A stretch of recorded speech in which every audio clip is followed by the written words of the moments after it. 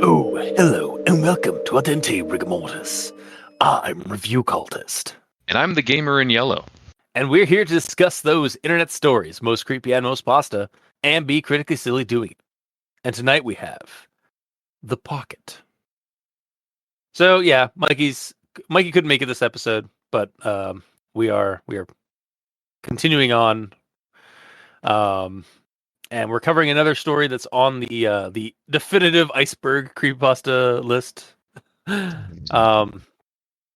So The Pocket, it's by ManufacturerINC. You used to be able to find it on creepypasta.wiki, but then it looks like they took it off sometime between like now and 2014.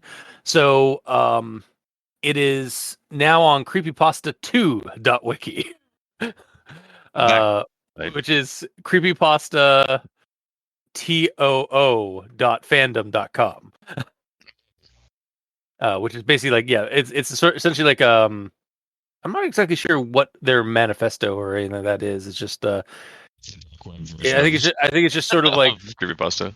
I think it's just like, yeah, whatever like didn't make the cut in creepypasta.wiki or on the wiki page anymore, they put over here so that it would like still be like archived. Yeah, I just clicked on like the main page. It says, "This is a wiki for all," in all caps, creepypasta. Yeah. We don't have many rules on here. We don't have ridiculously high expectations or stupidly high standard of writing. Blah blah blah blah blah blah blah blah blah. Yeah. So you can literally just post anything. Yeah. So again, for better or worse, like all creepypasta. Yeah. Yes. That's because like I remember like in like the last like in the last like 5-6 years, creepypasta.wiki has definitely like started like kind of curating like and like and like really like kind of like trying to improve the quality of the creepy stories that are on there. So at least like in terms of like writing and like the so it wasn't just like troll pastas all the way down kind of stuff. But yeah, so we also I'm more websites that like archive this stuff, the better in my opinion. So like whether it be like a Reddit series or like a wiki series, like another wiki, again, like more backups for these stories to continue to exist. I'm for it.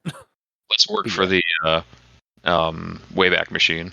Yeah, well, I actually tried to like because I found the like I guess a mention, and then there's a link in the mentions on the original wiki site for The Pocket from 2014. So I grabbed onto that link and tried to use the Wayback Machine, and like Wayback Machine had nothing for it. So like yeah, unless you have like a domain and stuff like that, chance of the Wayback Machine you may not be able to track it down in the Wayback Machine. Gotcha. Yeah. But yeah, it's on Creepypasta 2 wiki, so you can go check it out there. Like I said, it's by ManufacturerINC. But yeah, so I guess without further ado, we should do our initial recommendations. I'm going to partially recommend this one, but on like the low end. I'm not going to recommend this one, but on the high end.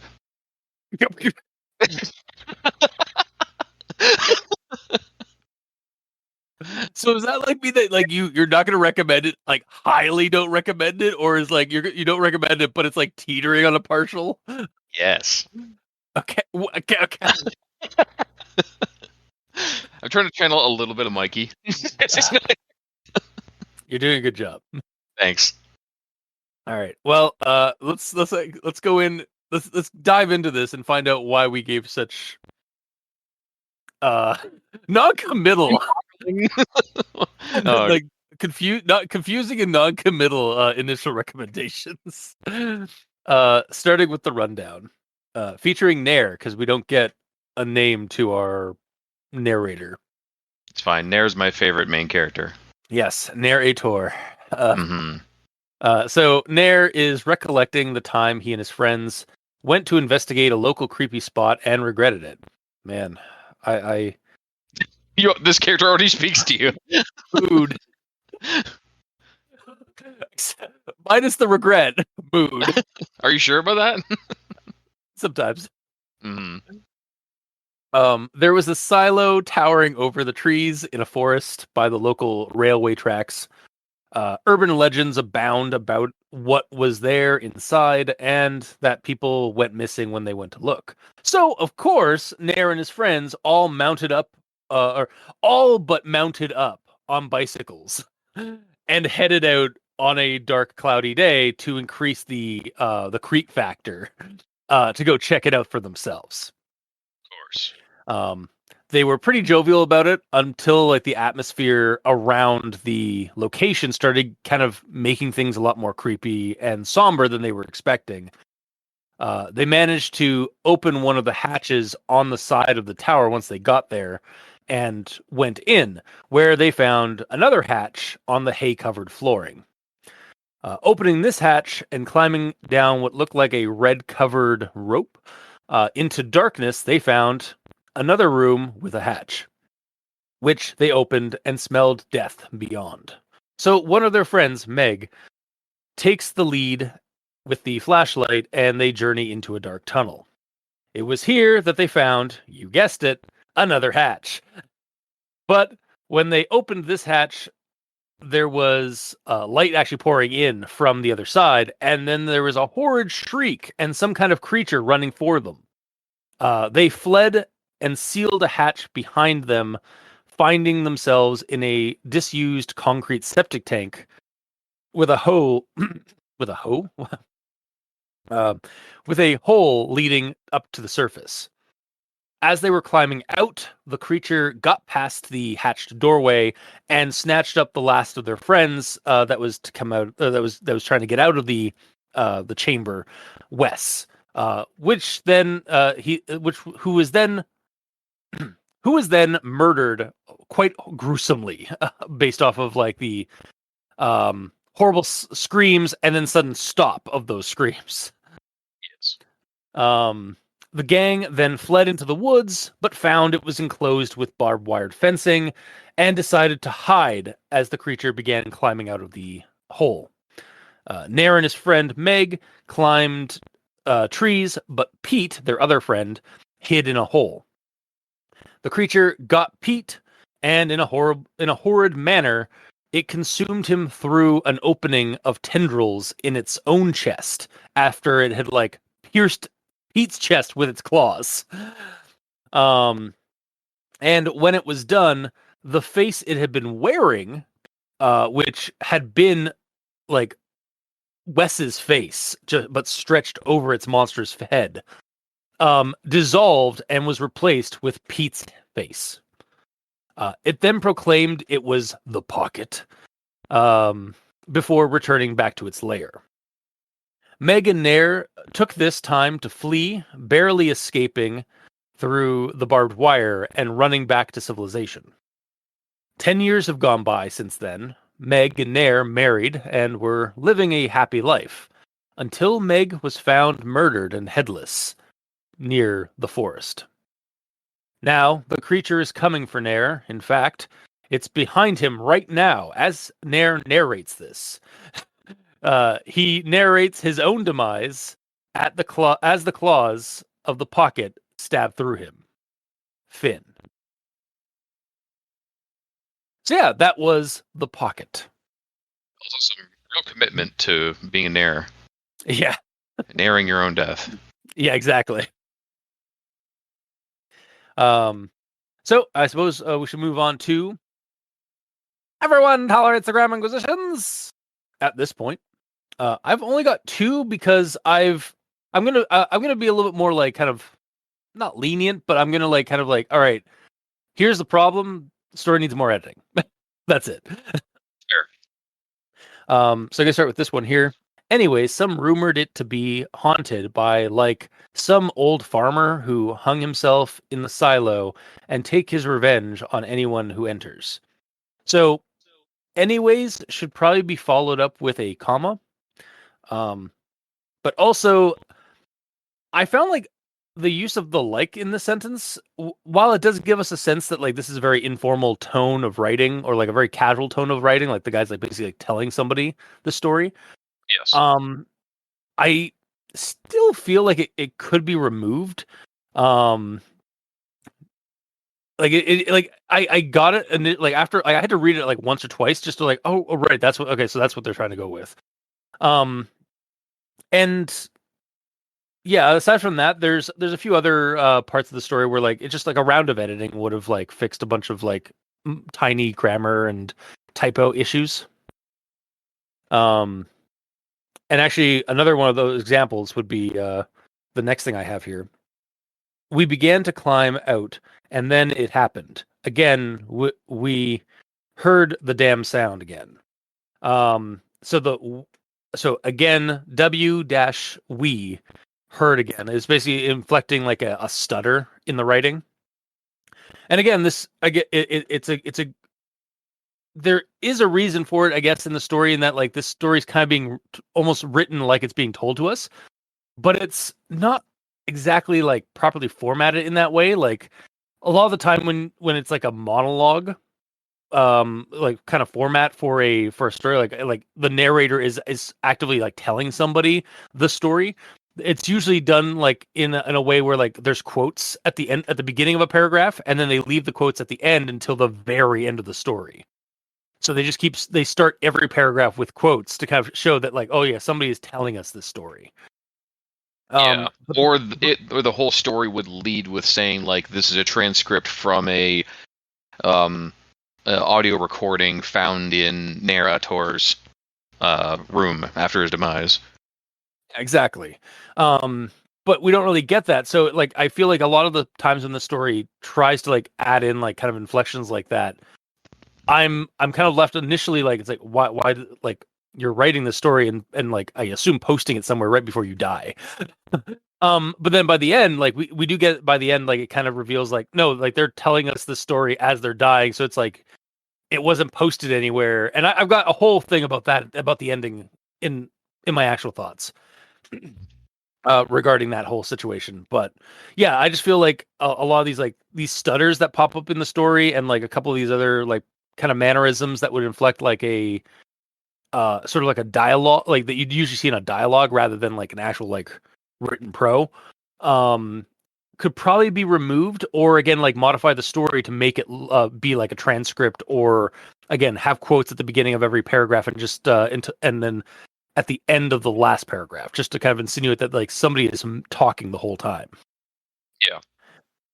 um but that's all I've got for Grammar Inquisition at the moment. So Gamer, what do you have for the grammar in yellow? Well, for starters, my first one is in regards to where the second paragraph starts. Because personally, I would have preferred starting it with the last sentence of the first paragraph, because that sentence is, anyways, some rumored it to be haunted, blah blah blah blah blah. Because it's switching, so that wording of it makes it sound like it's switching topic, aka switching to a new paragraph. And the paragraph that follows it is directly talking about the rumors. Yeah. So I feel like Also that should with just how be clicked down. Yeah. Um, Also with how short these paragraphs are, I'm looking at them now. Like that wouldn't, like it wouldn't have like really affected the first paragraph much. Yeah, for sure. But yeah, that's something that always gets me. It's like, if the scene isn't changing, the paragraph shouldn't be either. You know, kind of deal. Yeah. Or the topic, rather. Fair. And then this next one, which is my only other one. I say this rumor is complete bullshit, especially when the one spreading the rumors tries to back up the rumor with a story of some stupid kids who were curious and went into the silo, never to come back out. My God, that's that's not a paragraph. Manufacturer Inc. That's a sentence. That's all a sentence. Yeah, it's all one sentence. There's one comma at the end, Oh, but actually there is a period. Okay, my bad. Yeah, it isn't one. That whole paragraph isn't one sentence. I actually just saw the one period. Yeah, it is two sentences. Yeah. But yeah, that one is quite a run on. And also, like, the wording of this is weird because it sounds like Nair is trying to poke holes in the other rumors, but he gives no facts to do so. Yeah. So, like, this either needs to just state the other rumors and leave them, or give a reason why Nair knows they're bullshit. Also, there's a lot of repeats of the word rumor in this one sentence. Yo, dog, I heard you There's like 3 of rumors. them. So I added 3 rumors. Yeah. Yeah, there's a lot of them. Honestly, this might be just a good time. Like, I know this is an actual thought, but like I don't want to reread this story or reread this quote here. Yeah. But the honestly, reading this part, like like there's a little like run on and stuff, but like good old that old local legend chestnut happened to a friend of a friend of a father's brother's nephew's cousin's former roommate. Yeah, Like, exactly. like that kind of thing. Yeah, like we all know like an urban legend, like from like a local urban legend where like a location has like a dozen like stories about it, like because like it's like telephone tag, or like it just like has a just different people come up with like different like random speculations about the place. Yeah, like at some point it was actual fact, but because it's like getting passed down mouth to mouth to mouth, basically it's getting diluted to the point that it's nothing to do with the actual facts anymore. Yeah, exactly. But either way, the way that I would correct this is like this. I say this rumor is complete bullshit. Period. Because that's a straight little fact. And then continue with the one spreading the rumor try to back it up with the story of some stupid kids who were curious and went to a silo, never to come back out. Period. And then at the end of that, put when pressed on who the missing kids were, they could never give specifics. So like he's giving reasons as why he thinks they're bullshit. Or end with simply, but I know the truth. Because he's writing all this because he knows the truth anyways. Yeah. And that wouldn't really spoil anything because we assume that Nair knows what's going on because he's writing this. Yeah, exactly. Like, yeah, the whole like the story is exists because he's about to tell us, like, lay down the truth, some dark truths upon us. Yes, indeed. But that is it for my grammar in yellow. All right. So I guess we'll move on to actual thoughts, as I've haphazardly segued with my first comment in actual thoughts with your last thing. All right. No, it's fine. No, it works. So I'm going to start with the next thing I have, which is this quote here. The closer we got to it, the colder it felt, as if there was some sort of cold, dark aura radiating from it, sending shivers down our spines. Hell! This is not over! Baz! So like... so the way the story, like the way this sentence like ends is like it's like dark as if there was some sort of cold dark aura radiating from it, sending shivers down our spines. ... Hell! Exclamation point. I see. Just the weird pausing. Yeah, is kind the of weird pausing like... and where that hell is, because like, so for me, if it came off very much how the illustrious Christopher Walken might say something in his quirky mannerism. Like, again, I referenced the line from what the hell's that movie with the bears? Country Bears or something like that. I referenced the line from the Country Bears of Christopher Walken, where it's like, "This is not over," and then there's a pause, and he just shouts out, "Baz!" It's like he forgot that he had to continue. Yeah, exactly. And then so like, long story short here, I don't know why it's there. Like, that hell is there. It should probably either be removed or even pushed down to the next sentence. Because that's where it properly kind of connects to, because it's actually when you read the kind of a little bit further down, their friend Pete is or one of the Wes. Other characters, Wes, is exclaiming so Wes even let out a small little yelp. So that's probably where that hell came from. Is like, he's probably like, hell. Like, because like, no, bro, no. No, you don't think so? I think you misunderstood this. Okay. I think it's more like dark aura radiating from it, sending shivers down our spines. Ugh, hell, fuck, I hated that. Like, that's the vibe that he was trying to get at, remembering it and being like, oh, hell, I didn't want to remember that. Okay. Yeah, I then think that's what it meant. honestly, then like a little bit more should be added, or just remove that hell, because it does. To me, it does nothing to it for that sentence. Yeah, it'd be better if As it it was is. like, I hate remembering that. Yeah, Or just, I guess that could also. or even typing that out made me feel that all over again. Yeah, again, we need more. Yeah. either cut it or add more. Mhm. Yeah. Although again, you could say that like it could be used for like push it down to its own line and have it in brackets and just say hell, and then like Wes let out a small little yelp. But saying hell isn't a Yelp. I guess Yelp could be like a non-verbal or like a non like intelligible word thing, but it could also be like a way of like saying something. It's like hell, like, or like help. I guess I don't know. I don't know. I guess I guess it could be just, I don't know. Again, Exclamation at remove it. that point, I would say. Yeah, at that point, then I guess just remove hell or make or add a little bit more to like insinuate that the character's like getting the heebie-jeebies just thinking back on this. So Yes, for sure. but I'll move on to the next thing I have.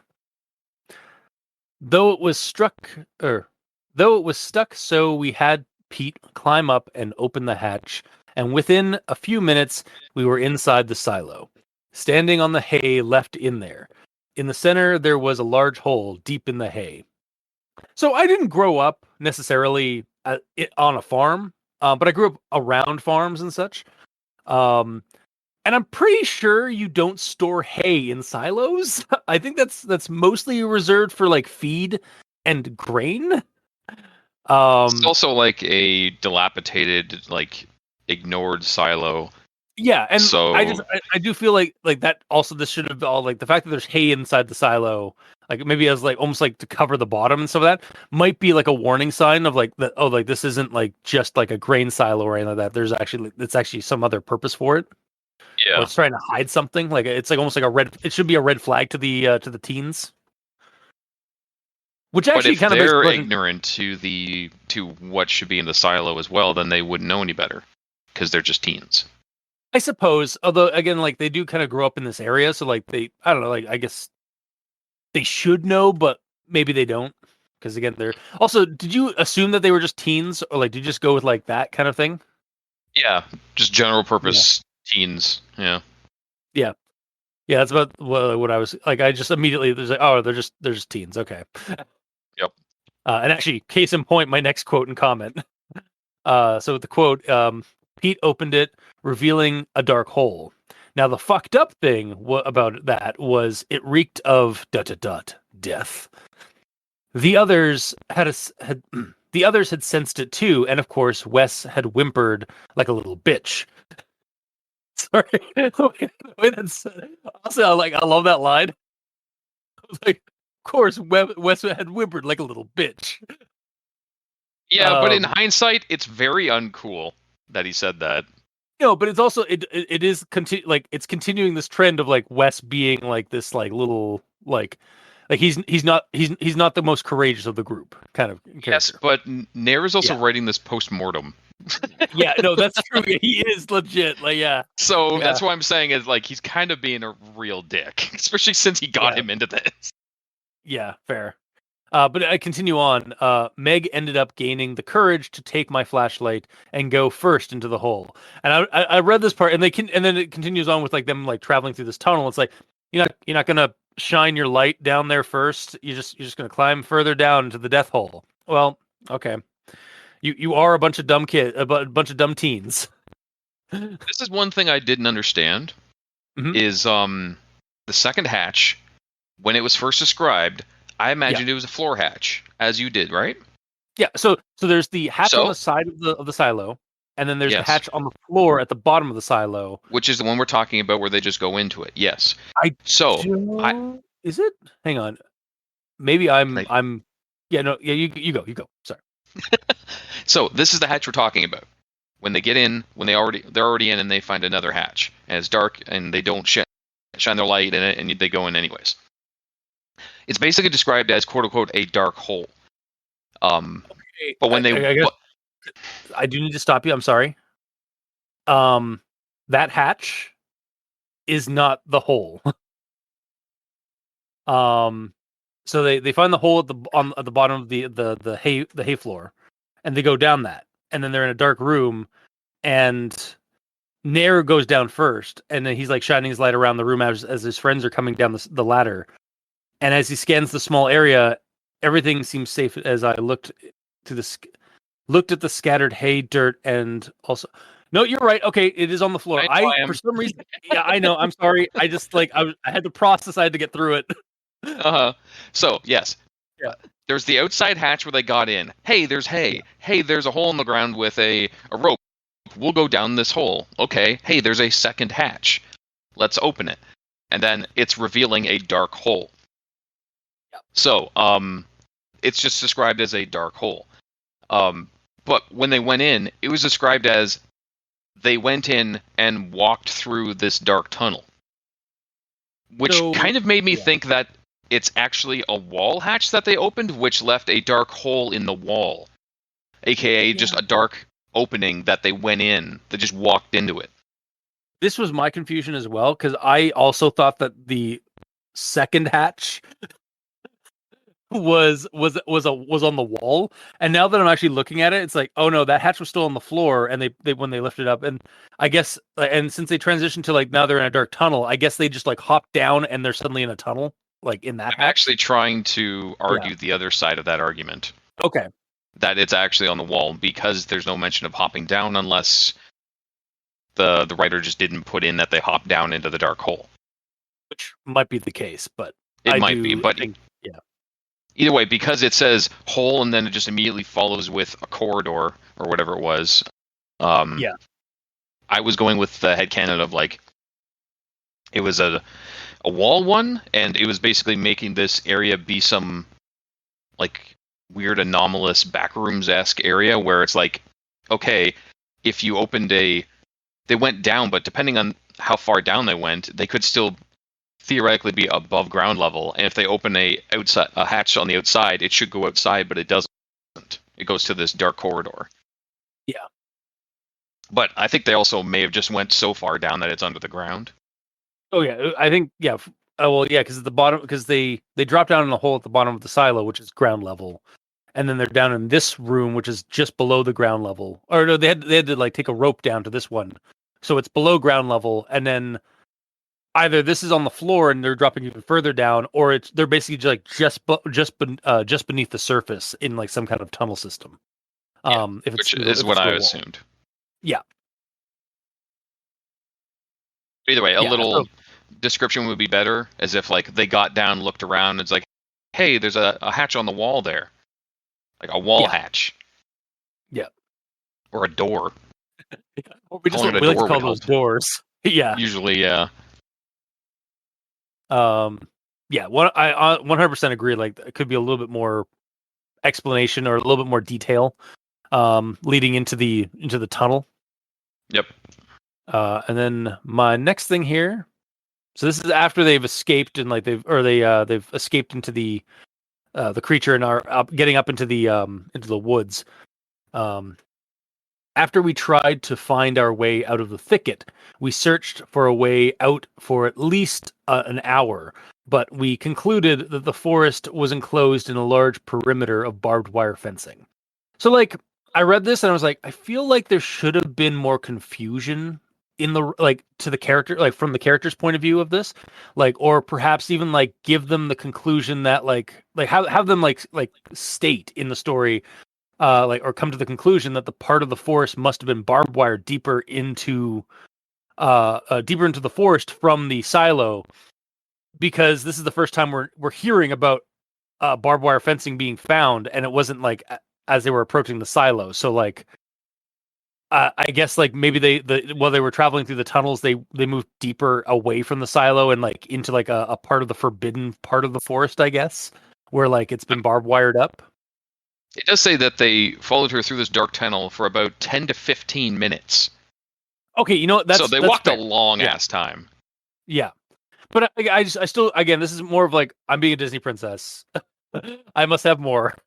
I want more Yes. details, or like a little bit more like the character like coming to the conclusion that like, oh, like this thing must be like there must be like they must have like put like barbed wire fencing like deeper into the woods or something like that, because they Honestly, also spent an hour searching for a way out of the forest. So I also sort of misunderstood the barbed wire when I first read about it, because like I thought they went into the silo stuff, got out, and then when they're trying to run away, the barbed wire was around the perimeter of the forest itself, aka like they would have passed it on the way in, exactly, yeah. But it or it seems was like at it's least around. It was encompassing the entirety of the silo and the stuff around it.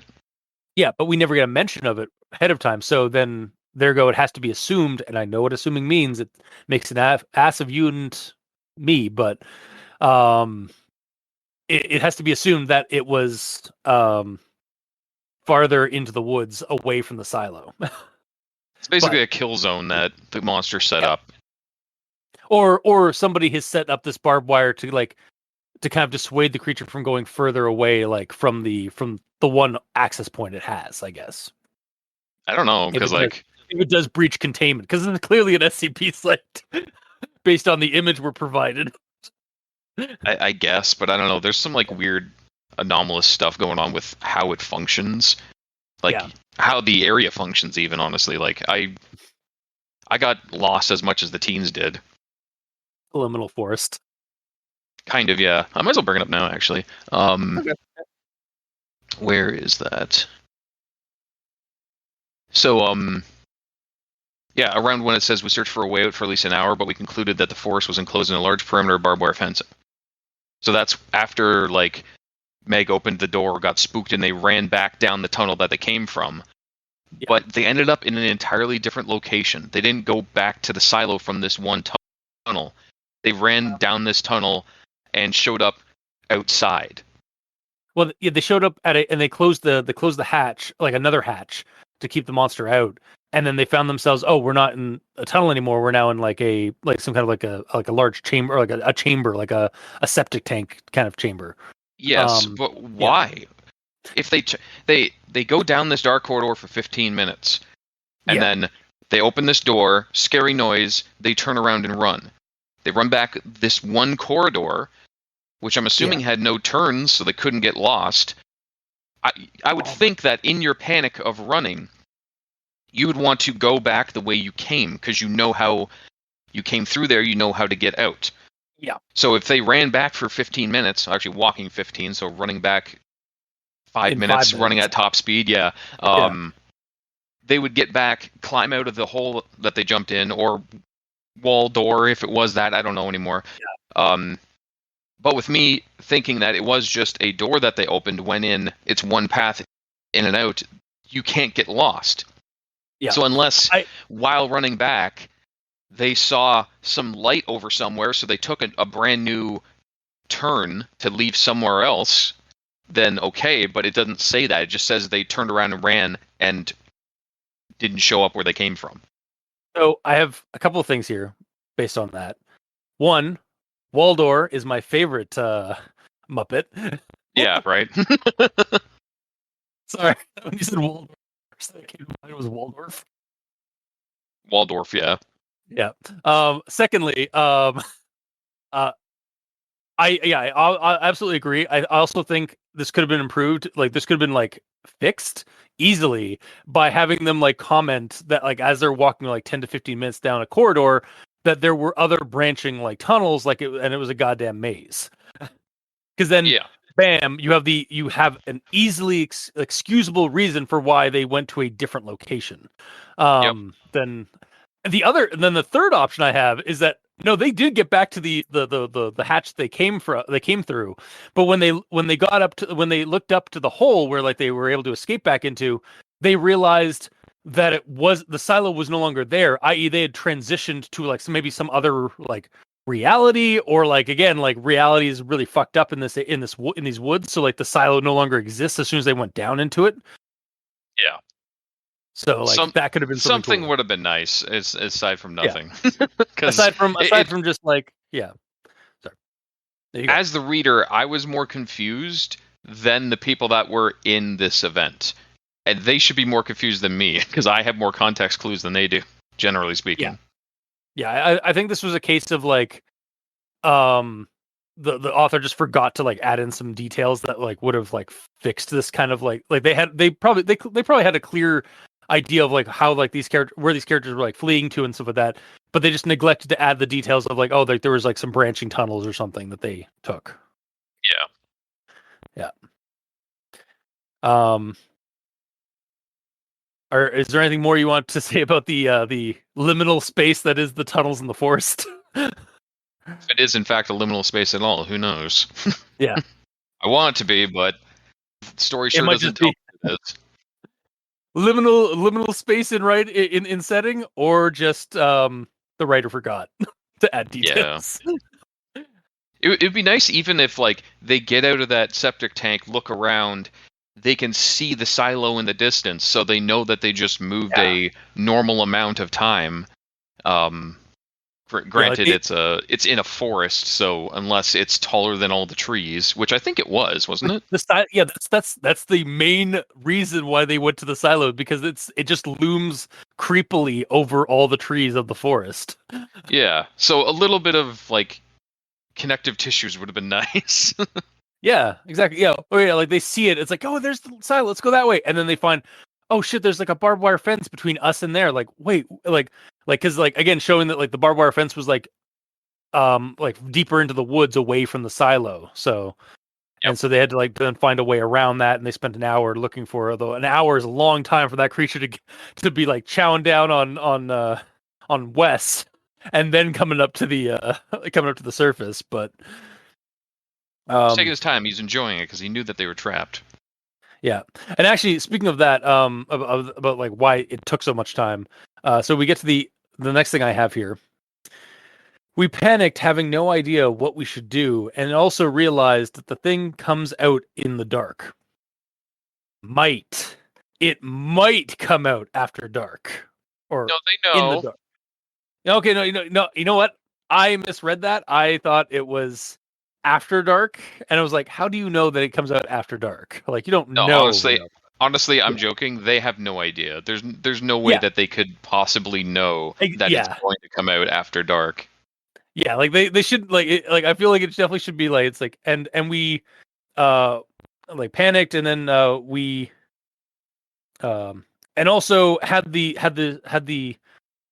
I don't know, like had the assumption it might come after, the assumption after or dark. distinct feeling that this thing could come out in the dark, because it lives in a tunnel system, so like it's probably going to be a nocturnal creature, or like some kind of dark visioned creature or something like that. I also kind of did misread the sentence. I thought it said after dark, not come out in the dark, which it is like a darkened forest because it's dark and cloudy out. And you also have the canopy of the forest, so like it's also going to be much darker in the forest because of all the canopy. Yes. But yeah, so like that sentence could be worded a little bit better, I feel like, just for like them panicking, having no idea where to what they should do, and also realizing this thing could probably come out in the dark. Like that was the key. Probably. There are no certainties, Nair. No. Yeah, they should be saying like, we're running out of time. We need to find a way out because it hasn't come out for us yet. So it's probably waiting until it's dark out, is what it should be said. Yeah. But that was if there was dialogue in this story, but there isn't. Yeah, unfortunately, this story. Well, the whole story is supposed to be dialogue, but again, it's not formatted properly. Well, that's grammar inquisition. But yeah, I'll move on to the. This will actually be a highlight one. Not just like picking away at the story. I sat in the tree as I watched Pete run in fear, but that was no use since the thing caught up to him instantly.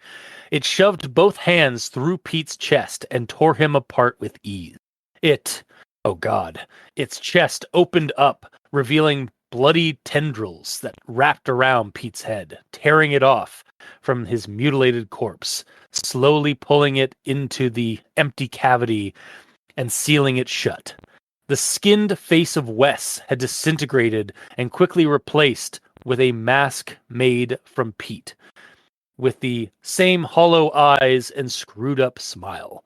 Then it spoke in a soft, raspy voice. I am the pocket. It proceeded to crawl back into its dwelling. Okay, I really like this creature's like eating mechanism. Yes, it's very cool. It's not what I was expecting at all. And kind of get like the creature itself kind of gives me like Leatherface and Jeepers Creepers vibes. Like Leatherface in that it's wearing somebody's face for their face. Yes. But also Jeepers Creepers because in the creeper in Jeepers Creepers takes body parts from its victims and to like kind of like make itself whole or to make it like to renew itself.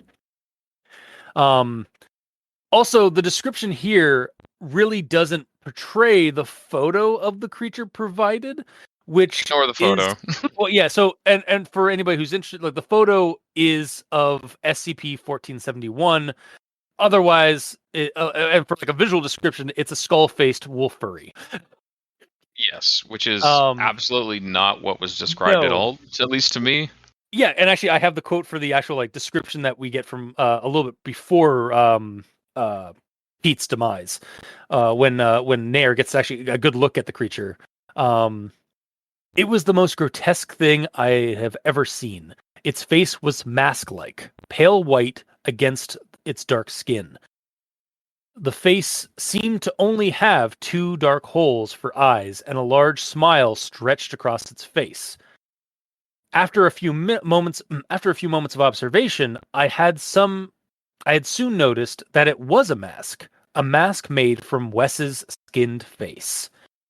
So, yeah, I think the entry should either drop that photo that's presented in the story, or that's presented alongside the story, and either leave it to the written description to kind of get a hint of this creature, or get a more accurate rendition. Now, I'm not exactly sure which one came first, like this story or the SCP entry. But honestly, again, that photo doesn't really match what was described in the story, and the description in the story is way better. It honestly is. Like I really and I actually looked up like the Pocket Creepypasta on Google Images, and there's a bunch of fan art, unfortunately, of the photo's rendition and not of the creature as described. And I think Really? that's a So real... there's just more Mallow fan art? Yeah, exactly. It's more Mallow fan art. Yeah, Mallow. Yeah, that's what it's the SCP-1471 Mallow app creature. And again, I feel like that's a real shame. Like I kind of want to do some now, like not official, but like I want to do some actual like fan art of the like creature as written, like lore accurate Pocket. There's also, more than enough fan art for Mallow out there. Like, oh yeah, yeah. Unfortunately, and yeah. Also, again, I want to highlight the way this thing consumes human flesh, or like the faces, like the heads of people. Like its chest opens up, and I'm either envisioning like slick wet tentacles, like kind of like creepy tendrils, like without suckers and stuff like that, or just fuck it, its intestines move like tentacles out of its body. That's gross. Like, well, that's actually chest, not like stomach, right? Yeah, but like your intestines are like down underneath your chest, right? So they could like poke out. Oh, like they go upwards out of it. Yeah. It's like basically like an organ. Like they're like the tentacles are like, it's either like actually like tendrils, like tentacle crab like things, or it's like just their organs are like moving around like tentacles to wrap around things. Yeah, I basically just saw it like a vertical slit that opens up in the chest, like basically where your that bone that's there. What's that called? Yeah, the rib cage. No, it's the middle part of the rib cage, sternum. Yeah, the sternum. Yeah. Where that just like opens up wide and then just directly out of it like 10 like just red tentacle things come out. Not like octopus tentacles, more just like fleshy like tendrils, whips. Yeah, like take Bulbasaur's like vine whip. It's that, but it's flesh whip. Yeah, that's why I was saying like tentacles, but without the suckers, like without yes. Yeah, like basically like just wet meaty like kind of again tendrils is actually also another good term because and it's in the story. But like writhing little tendrils that come out and like grab the face and rip it off and consume it. It's gross. Yeah, I no, love it. exactly. Like I loved the description. I was kind of like it's like, oh wow, like that's really cool. Fuck's this Why photo is here? Mallow here? Why's Mallow in here? Also, Yeah. Mallow doesn't make sense. Like the photo also doesn't make sense. Like I'm gonna go on a little rant here. The photo also doesn't make sense because like where I think like later on in the story we kind of like they kind of explain what the photo represents is like, oh, it's like the reflection in the glass of like the picture frame that he's looking at. But It's like, not and I'm though. looking at the photo. It's the photo is like Mallow or the SCP entity, um, behind a gridded like a gridded window in a door, like It's like a door in a school. yeah, or like It's an a office or like schoolroom whatever, door. yeah, Yeah. or again some kind of facility, yeah, and I like guess you so it could has if like those. Sorry. go ahead. Oh, yeah. And like it has those like gridded like the wire mesh inside inside the glass so that you can't like easily break through it and unlock the door, kind of thing. Yes. If you ignore the grid pattern and ignore that you could see the door handle and lock to the bottom Yeah, left of it, then yes, I could envision that as a mirror. yeah, but it's also not even a mirror that he's supposed to be looking at there. He's looking at like a reflection in a picture frame that he's looking of his wedding day. Yeah. So it just it That's a doesn't make weird format for a wedding Yeah. picture, like that vertical. Yeah, exactly. They're both very tall. Yeah. So again, my um advice would just be like to drop that image, let the story stand on its own, or find a more lore accurate rendition Yes, of the absolutely. creature.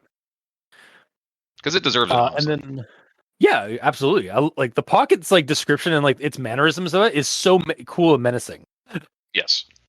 Um, and then the last thing I have here is actually the near the end of the story, the pocket. It's here. It has come to take me. I feel its hands pierce through my chest. At this moment, I realize its prime motive. It killed to free people from the hell that now exists in this world. And I earned the privilege to be freed. I smiled. And that's how the story ends. And I was like, okay, that ending took a turn. Yeah, I don't get the whole like acceptance of stuff like this. Like, Yeah, like I got two theories about this. One, Nair is happy that he's dying because he's no longer in a world where this creature is roaming free. That's the hell that's been unleashed upon the world. Or perhaps when the creature like kills you, it starts like kind of like in like I guess like maybe like pumps you with some kind of like thing, or like maybe psychically influences you into things like, I'm dying now. That's good. Like you just kind of accept it. Except none of his other victims like had this sort of like relieved revelation. Like Wes died like horribly. Like screaming yeah, until he was like until his scream was cut short. So I guess maybe like he's like lamenting that like the hell upon this world, like because like he's no longer like his wife's dead and now he'll be joining her soon or something like that kind of thing. yeah, but none of Like that the world said. was hell. What's I know, said? yeah, There's just like there's nothing. yeah, and honestly, again, at first as I started reading this part, I was thinking that it was going to go kind of in the like the same kind of ending that like some authors do, where like the narrator is like bites it right before right after posting the story, like the creatures up like kicking down the door as they're like quickly finishing up typing the story, and then again like it's the day gone ending where like Yeah, the creature's claw is like coming through the door and he's like typing as I'm gonna it's like the creature I can see it coming through the door, I'm gonna leap out the window. Goodbye. which Like is that kind honestly of kind of thing. funny. Yeah, it's so funny, it's so goofy, but like Mhm. and but then it doesn't really do that because the narrator then just starts narrating as they're dying. Like which again I could like it's like Oh, I can feel it piercing my chest. With my last with my last breath, I hit send. Like I was expecting that. Like I was expecting him like just like post, like trying to get the word out before he dies. But I don't think then we're supposed to be viewing this no, as if he is posting it online. It's just we are no, in Nair's head while this stuff happens. yeah, exactly. And I don't think that does the story. I don't think it makes much sense. Um, and I feel like it kind of hurts the story. At least personally, like to me, like it kind of hurt the story when I was reading it because it was like this felt more like it should have been like again like a last will and testament of Nair. As he Or this tries to should get have the word just out. been, or this, or to make it make sense in the way it is, just make it a third person story. Like it's not through Nair's eyes. It is the narrator looking at the main character experiencing these things. Yeah, I know this is Because a type of like a type of narrative. But I know but when I looked up, it's not first person. Though it's very similar to first person, but it's not second person, and it's not third person. So, but it's it's gotta be kind of like fourth first person then. person. Yeah, it's like first person, except yeah, we're not. It's not an account. Like again, like that he's like recollecting to somebody. He's just recollecting it to himself. Like it's just in his head, or like again, because for most of the story, he's recollecting it to someone, like presumably the reader. But then at the end, he's still narrating it to us, even though like clearly we wouldn't be we wouldn't be there to tell the story or to hear the story. You know what this is? Um, This is okay. Stay with me here. okay, Cyberpunk 2077. okay, Those like the mind hack things that you can like buy and like experience someone else's like fucked up the Sim experience. Sense, That's what this yeah, is. We are that. seeing directly what happened to him and his own thoughts. Oh god, that's why it's Mallow in the photo Oh, that's because it's cool. an app. It's an app. I did that totally on purpose. I just yeah, like I don't necessarily hate that idea. I don't like it for this story, but No. If it was that is a cool described that idea. this is in some like dystopian cyberpunk future and this weird Yeah. shit happened, then okay. Yeah, Because whether it like be like XPs or SimSense or whatever that is in whatever that's called in Cyberpunk rather than Eclipse Phase or Shadowrun. I don't get to say sorry, Mikey, because sorry, he's not here. you just did though. But yeah, what I'm trying to get at is we're just Yeah. experiencing what he experienced. There's Yeah. no need to try to connect it to like, oh, he's actually trying to put the word out or anything like that because he didn't survive. He couldn't have. Yeah. Oh God. So here's a really cool. It's like, like there's like an extra like either an extra bit of this story or like you take the story and you make this like basically the opener to a game scenario. So gameable fodder. It's time right here. Where again, it's like Eclipse Phase or Shadowrun or even the Cyberpunk Red system, where you're a detective investigating a gruesome murder and you find his memory chip. You take basically like in that future, maybe some people have have a black box in their head where you can like see the last thing that they happened to them when they died. And that's Yeah. basically what you're recalling is you're actually like watching his last experience was him recollecting this whole event and stuff like that. And then that at that point, like again, in that point of the story, like or in the scenario, it's like monsters and shit like that don't really exist. So like you're just like, what the fuck? Yeah. Well, that explains a lot, but what the fuck? And then the rest of the adventure is like trying to hunt down this creature. You know, because okay, this is sort of not related. Well, it is Okay. related, but it's not helping. I guess it's helping. I'm just gonna say words. So in that situation where everyone is set up with a black box in their head, and the police officer like looks at it to see what happens, and they see this fucked up creature. What if the person was just on drugs and they were hallucinating it? Because that hallucination would be in that memory, right? Yep. But if they did like an Or autopsy and determined that there's no drugs in the system, and they saw that, then that'd be proof of like supernatural shit. Yeah, or stay with me again. This is all just the Pocket is just another version of the Mallow app or virus, and the guy like again the body in the scenario like was found like dead, like kind of like and just in like kind of like just dead without any injury. And so when the detectives like pull out the black box chip, and look through it, that's when they see all this. It's like what the fuck, and then now they're infected. Now Yeah. they're being stalked by the Pocket. Mm. Like, and then like they go, and then like he traces back at like the Pocket was actually just this like pocket ARG device that like kids were wearing back 10 years ago. And like turned out it was actually all like an ARG that and like the boogeyman monster that's in the ARG turned out it was like some kind of prototype tech, and it actually like started like stalking, killing, like still killing its the people that were using it. Yep. And so that's why like that's how they like Meg and this character escape, or hell, Meg never existed. or like Meg is actually like again like it affected Nair so much that like it made him think that he got married with Meg and like had a happy life, when really he's just like he became a chiphead to use lingo from Shadowrun or Cyberpunk, I guess even. Yeah, for sure. But yeah, so like I think that like this is actually all set in the 2070s. Yep. It makes a lot more sense being there. Yeah. God, I'm sorry, gamer. I might be like grabbing this idea and making a Shadowrun game at some point for it.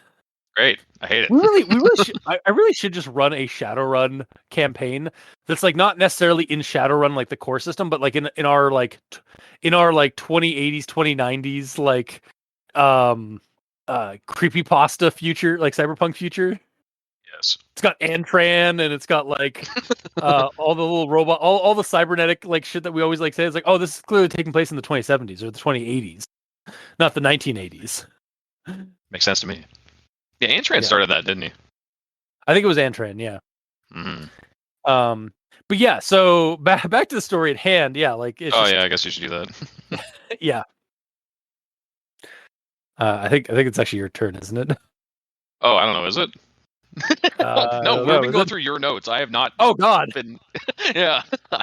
We went on a real tirade. We went on a real tangent there. A little bit. What else do I have? Yeah. So like, yeah, the ending here, the way it ends, like again. Oh, that's how we got there. Was like the ending, like kind of stops being like he's telling somebody, and it's just like no, he's just narrating like to himself, kind of thing. As he dies and such. But yeah, I still feel like the story itself could be like reworded a little bit to like kind of make it more like, kind of make it work a little bit more as like he's telling someone, not just himself. But yeah, that's just for me, like personally, like that's how like I would probably appreciate it more. Because the ending itself just like it just kind of goes like this route, and it could make sense, but I didn't like it. I didn't like how the route it went with like ending the story. Yeah, we have to like struggle to make it make sense the way it is. Yeah, because as it is, like, all right, so I guess like narrator's just a ghost. He's been narrating this whole time. Yep. Honestly, we've read so many stories that go like this. I feel like we shouldn't be so surprised when it happens. You know, like. I know. Just and this because is definitely like Nair is narrating in a first-person manner does not mean he will survive at the end, and that does not necessarily mean that we need to believe that Nair posted this in real life, because they don't always mean to have that sort of vibe about them. Yeah, and like this is one of those like while it is a little bit more obscure, because I think it's like a few levels down on the iceberg list that I pulled it from. It is an older creepypasta. Like again, like I found a communication about it back when it was on the Creepypasta wiki site, not the wiki, not the Creepypasta 2 wiki site from like 2014, where they were talking about like because somebody I guess had changed the photo, and they wanted to change it back to the original photo, which was the SCP photo. But rip. Yeah, but yeah, so it's unfortunate really they might have turned it to something that actually made more sense. I know, and it's like I'm like. I guess if that's what the author intended, then you should have described it better as or more accurately to that photo in the story, because honestly, again, and that's not like really like a shade to the author. Like whoever, if the author ever hears this, like you wrote a really cool monster in your story. It just doesn't match the photo, but that's fine because that photo is lame compared to what you wrote. Like, and it's one thing if they had the same MO, like if both Mallow and the Pocket functioned the same and did everything the same, then that's fine. I'm fine with them being separate creatures with different names because they're the same type of creature. It's just the one that the SCP found, they gave it a designation, they gave it a name, where this one has a different name because it's just found somewhere else. It's the same as like Sasquatches, Bigfoots, Yetis, stuff like that. They're all the same creature, just found by different people, so they've named them different. Yeah, they're from different parts of the world, so they have different, like, the different cultures around the world have named them differently. So yes, but unfortunately, this thing could almost not be further from Mellow than possible. Yeah, first off, it's a physical creature, not an app, not an invisible specter thing, and like the way it kills things, it actually kills people like directly, not indirectly, like Mallow. So like it's a lot of differences between Mallow and the Pocket. Yeah, for sure. But yeah, that's I guess my tail end of my actual thought is just like I didn't see the ending the way like it was going to turn like this, and I didn't really care for it. I thought it would have made more sense if it had been more of a story where like the author's about to get killed, and so they finish writing the story to like send off somewhere or something or what have you. But that's just me. So, Gamer, your actual thoughts. Okay. What do I have? Whatever you got left. Yeah. Yes. So the first one is basically just I wish that there was dialogue, specifically like during the investigation of the silo stuff. Like, we don't necessarily need dialogue of them leading up to it and stuff like that, and dialogue after too much. But them investigating it, there should be more being said because, like, I'm sure they were actually saying words to each other. They aren't all silent protagonists here. But without it, there's only the actions and reactions of the characters that we have to pull on to get some form of characterization on them.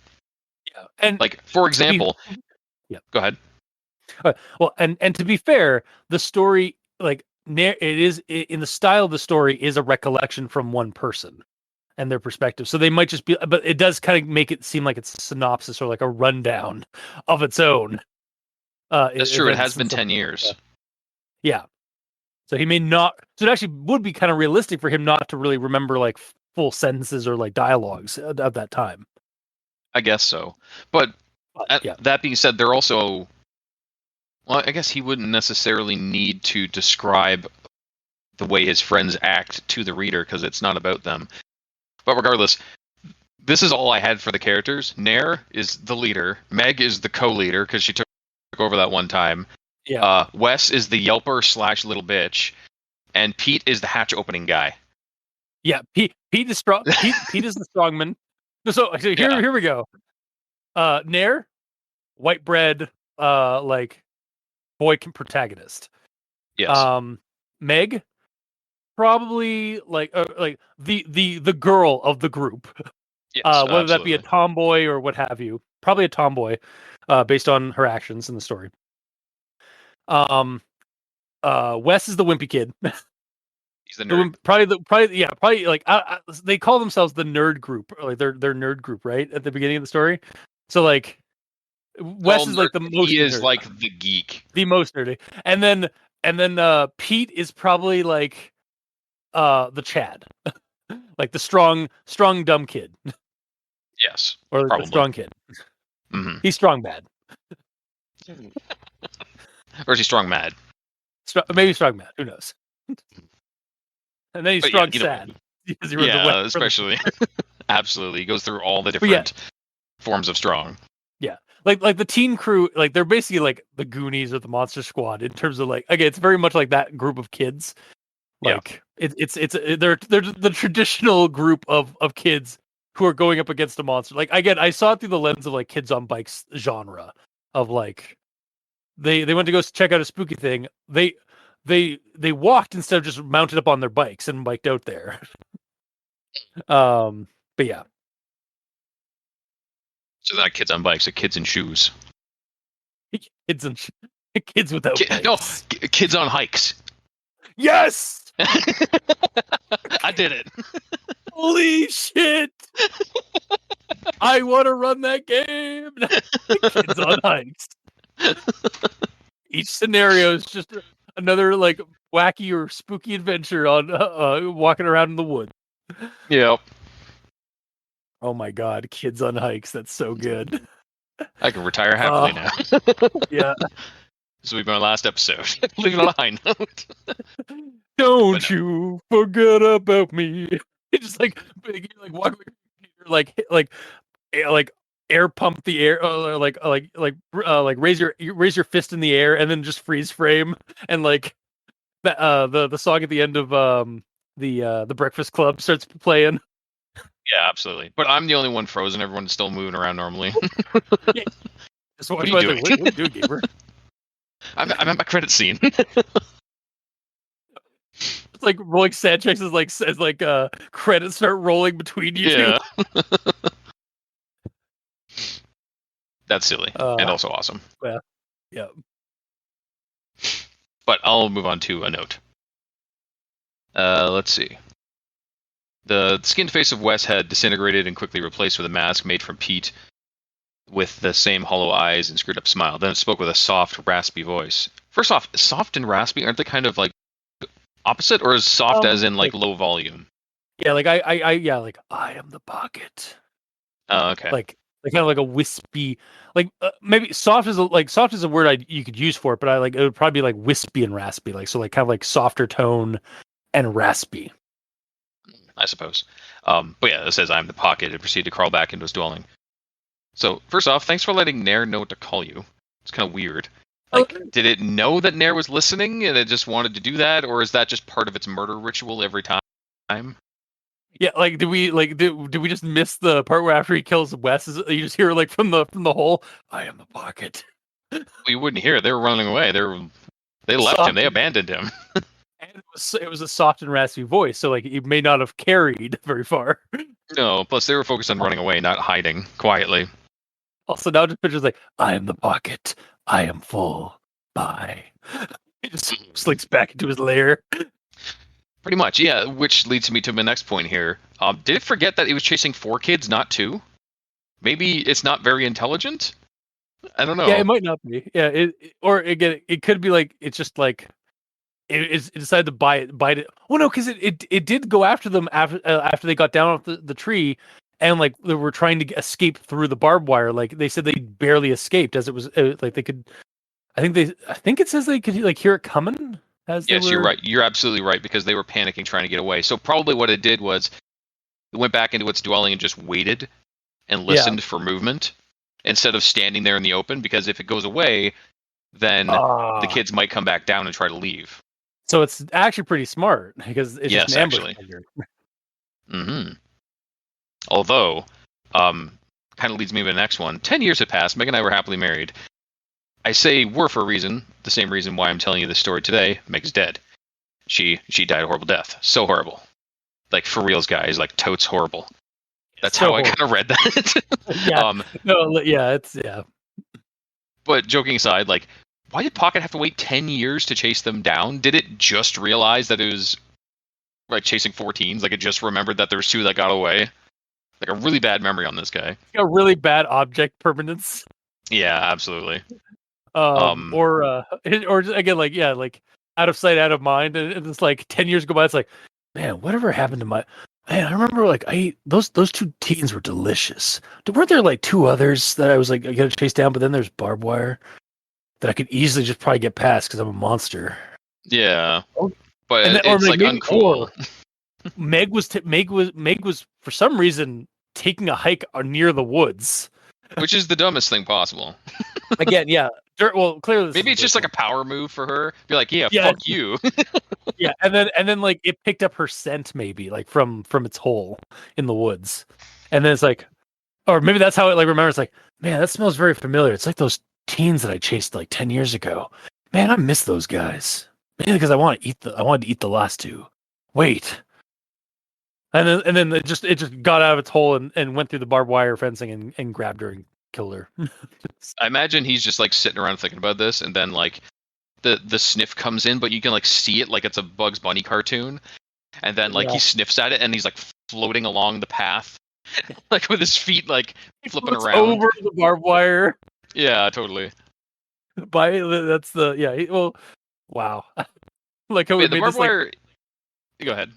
no, I like how we made the this like horrible Jeepers Creepers Leatherface monster into a cartoon character. Of course, yes. Although that would be also fucking terrifying if it was like if the pocket was described as a cartoon in reality, because like that's even more fucked up. Like, and that's why it wears why it wears real people's faces because it wants to be more real. Exactly. It's a body horror. No, technically, kind of. That's not a buddy horror, sir. He's trying to be real. He just wants to be like one of us. He hasn't found a buddy yet. Yeah, I don't think that's a buddy horror. I think that's still just body horror. Probably, yeah. Damn. But yeah, the one thing that made me question this whole ending is why isn't it contained in the fence anymore after 10 years? Yeah. Did you just now realize that, like, oh, I can get past those wires easily? Or because Nair and his cronies aren't the only people in the world. Other stupid kids have gone in there and done stupid shit. Maybe they came in from a different angle and, like, they cut a hole in the fence to get in, leaving a hole on the way out. Kids on Hikes comes in. Yeah. I run Kids on Hikes as the kids that accidentally unleash the pocket upon the world, and the first kill that it gets after it escapes is Meg, and then Nair, and then the players are the new teens that have to try and like put the creature down. I wonder if the creature would just go back to its silo, like, because it's comfy there, and it just because like if it's out and about, it's just like it's a pain in the ass having to track people down. Where like he's living in this ominous, weird place, so like they'll come to him eventually. He just has to wait. Mm-hmm. It's like Pennywise, like it just has a sphere of influence, has a territory it hunts in. Yeah. Mm-hmm. And then next one is me not getting the whole acceptance of the death thing, which I kind of mentioned. Yeah. Which is kind of weird that he says like the hell of this world and stuff, because like it sounds like after this event they lived relatively happily together for 10 years. Yeah, which is like, why I speculated that maybe like the whole hell that this world is that now exists in this world is like the hell is basically a world without Meg for him. So like maybe like he's now just like again he's just like accepted, like just kill me, like you've taken everything else, just get it over with. Yeah, I suppose. And yeah, that's actually everything I got left, because the last one is in regards to the image, because it's at the end. While good placement for the image, seeing it at the end is cool, but it needs a proper image. Yeah, no, that's true. But yeah, I guess that'll be that we'll go on to final thoughts. Yeah, I'm still gonna just partially recommend it and like kind of on the low end of that. Like it's teetering on a non-recommendation.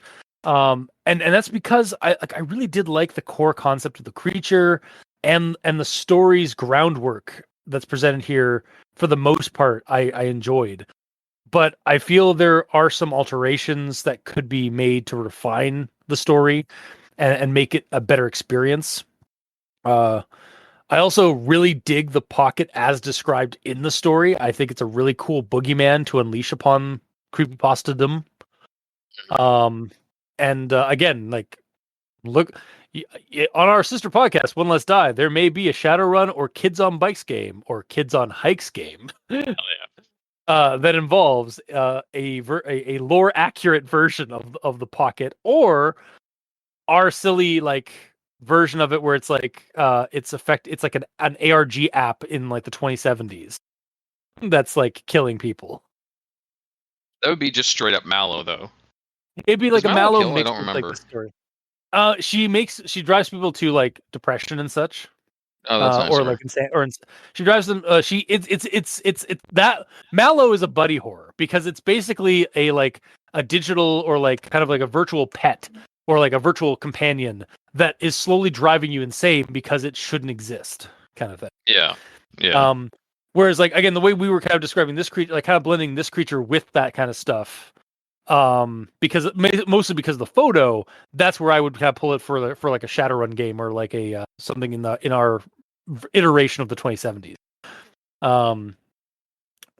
But yeah, otherwise like kids on hikes, like again, kids go into the woods like to a spooky place, unleash this creature upon the world, kill some people, and they have to. Then now it's the kid's job to put it down. Yep. Like do what's right.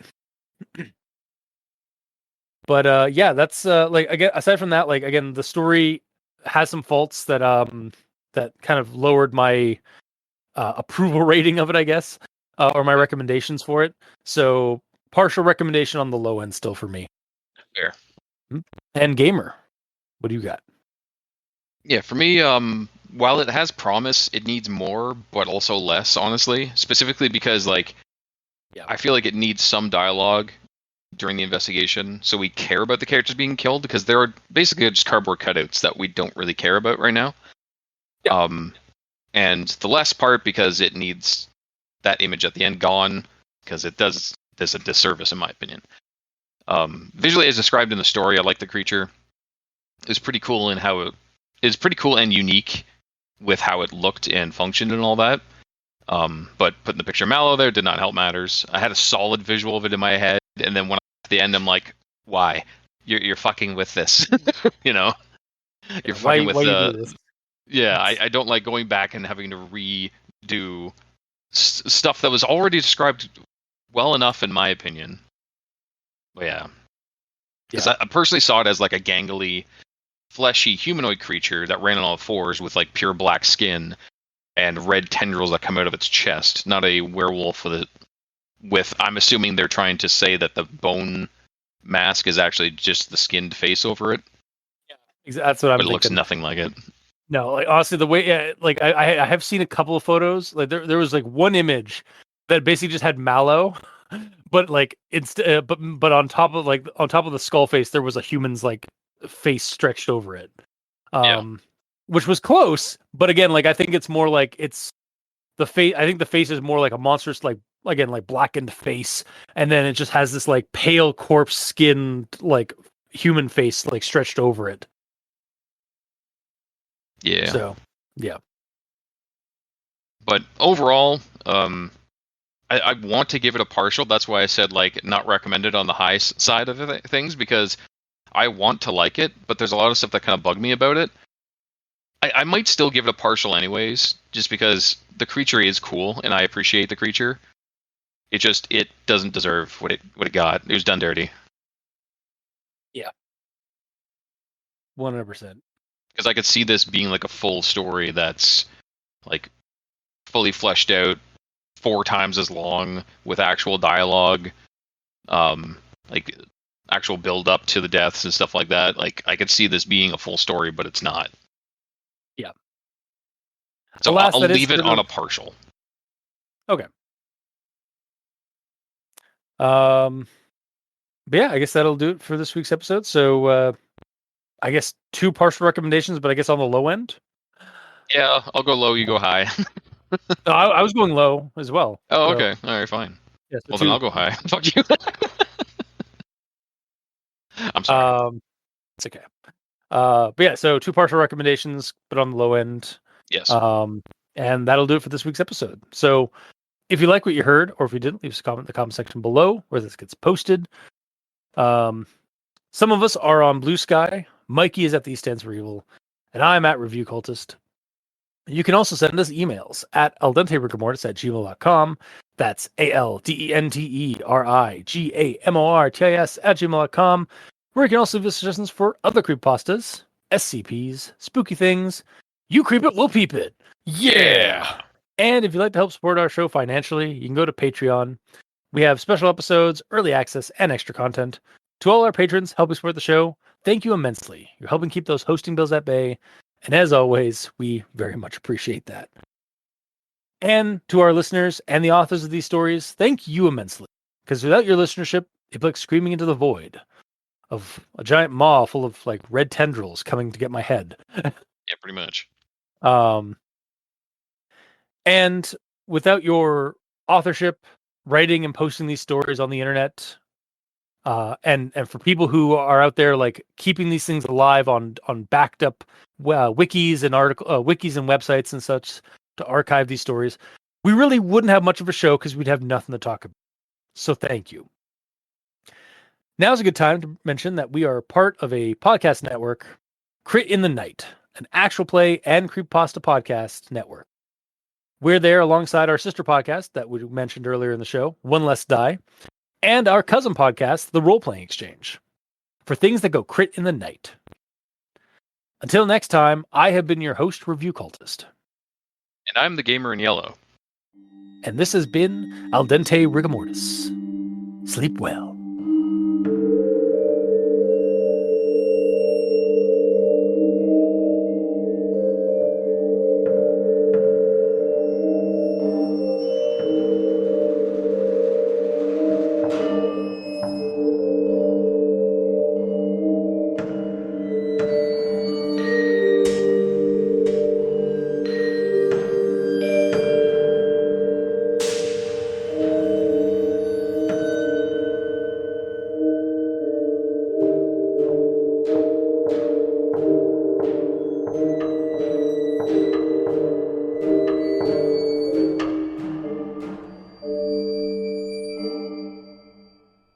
I just thought about Mm-hmm. in like the kill zone area for the pocket, shouldn't there just be a bunch of headless bodies all over the fucking place? Yeah, I was honestly thinking there'd just be like a kill, or unless it drags the body, like the headless ones, like farther into the woods or like farther into its bunker. I don't think it does. Hence why it smells of death in there. Oh, maybe, yeah. There definitely should have been like when they smell death and they go down to the tunnels. There definitely should have been like decapitated bodies, like somewhere that they saw, or maybe they didn't see it until they were running back, and then they started seeing like little alcoves and such, like bodies. Yeah, as I was gonna say, like if they're seeing headless bodies down there, I don't think they would continue unless they just have a death sentence. Yeah, exactly. But see, running the other way, they're facing the other direction, so maybe all the bodies are like on like the side paths. They're against the walls that they didn't like look around or something. Yeah, something along those lines. Mm-hmm. All right, we'll kill the recording now. Bang. Ah, shit. Didn't hit it right. Shoot it again. Bang, bang, bang, bang, bang.